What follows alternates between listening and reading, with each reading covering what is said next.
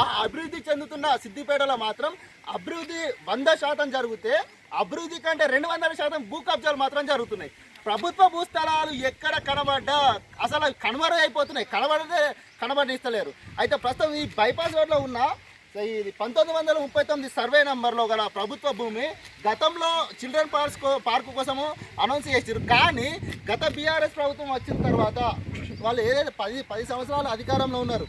అయితే విచ్చలవిడిగా సిద్దిపేటలో అంటే మన చెరువు కుంటలున్నా ఏదున్నా శ్మశాన వాటికలున్నా మొత్తం కబ్జా చేయడానికి సరిపోయింది.